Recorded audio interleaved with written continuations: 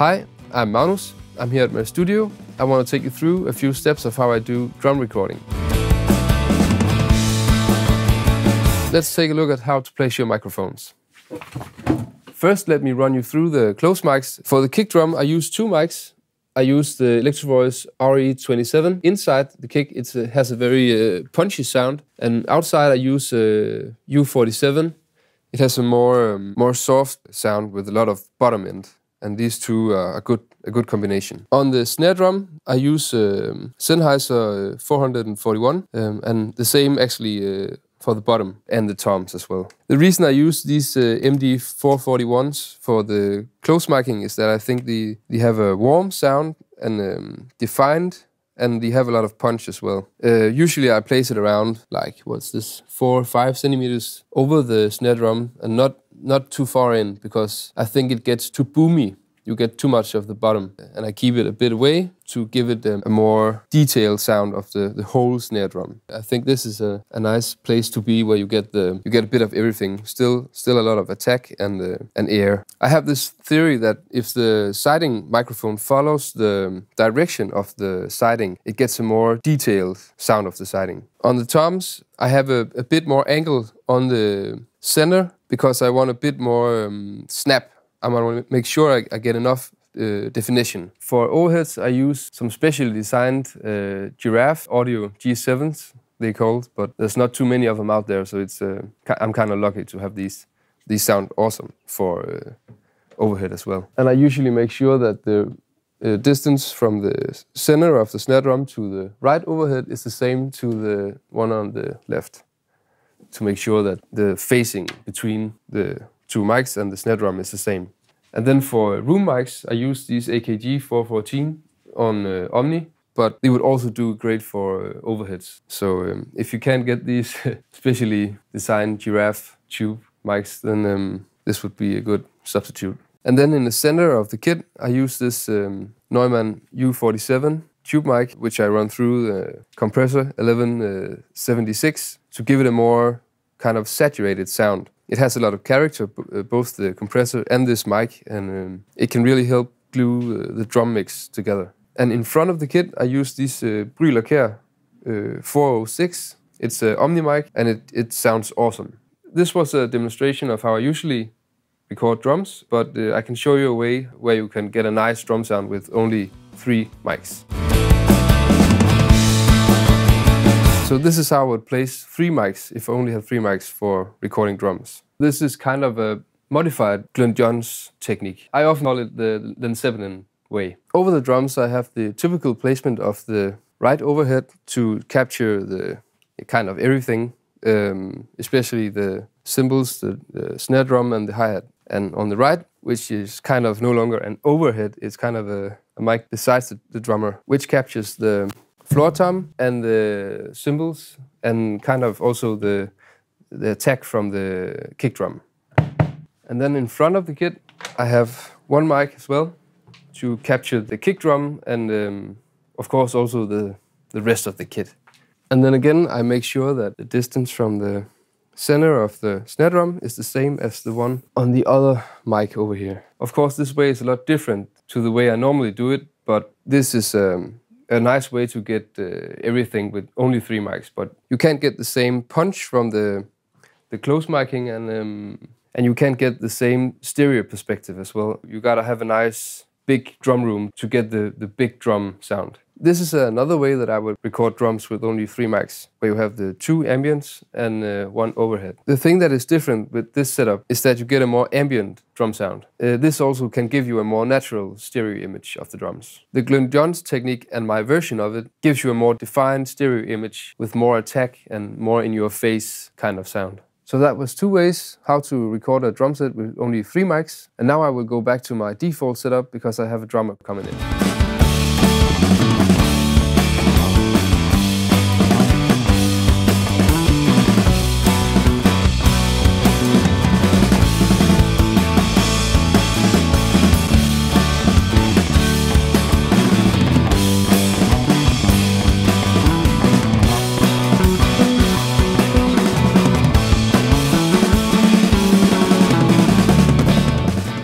So I just recorded this with Simon from the Broken Beats, and now I will take you through a few steps of the mixing process.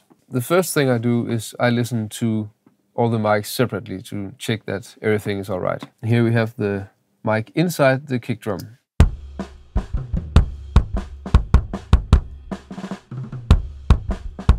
And then I think I'll put a bit of EQ on there with a mild low cut. We just need the higher punch, not the stop. We have that on the other mic, which we will go to here. The mic outside the kick drum. And here I've done high cut, so we only have the lower frequencies. And then together,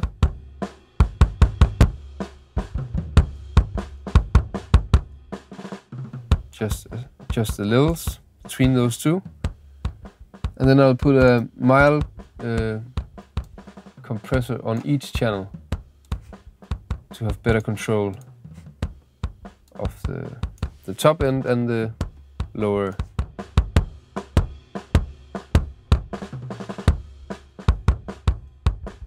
And then let's take a listen on the snare drum.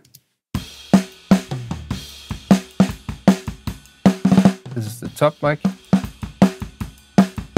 I'll put a mild compression on there, it sounds good. And then the siding.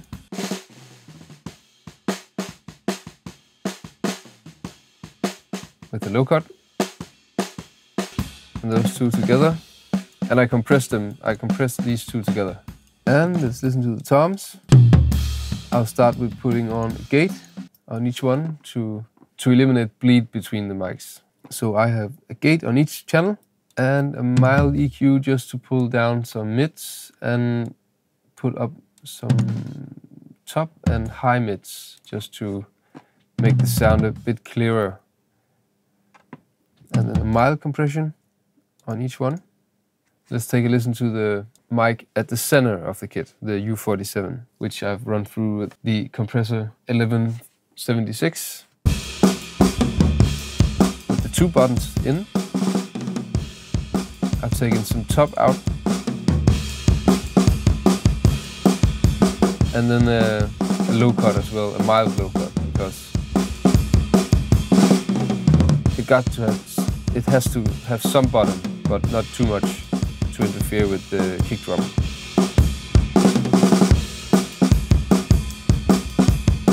Then let's hear the overhead.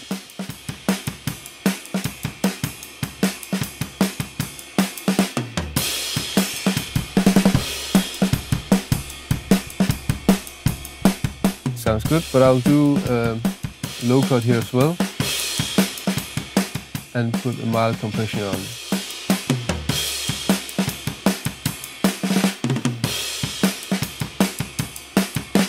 Let's take a listen to the ambience mics.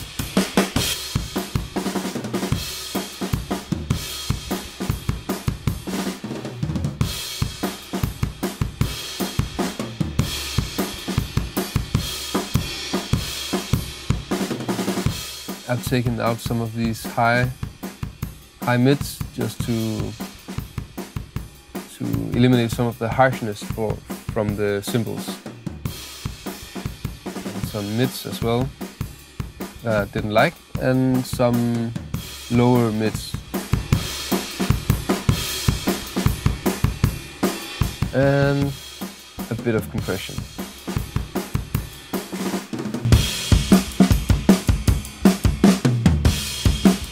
We can take a listen to the room mics, but I'm not going to use those today. But this is how they will sound all together. I have a drum bus where I will put an analog compressor on, which is the Fatso Junior. And now I'm gonna mute the room mics.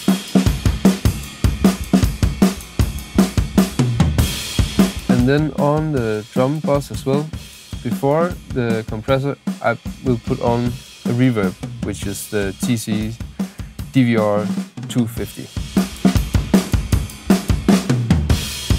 just to give them a bit more room.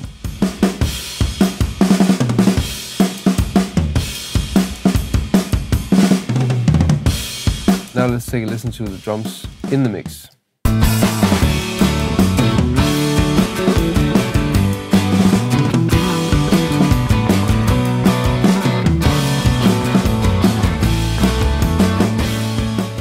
This is how I do it. I hope you can use some of these tips.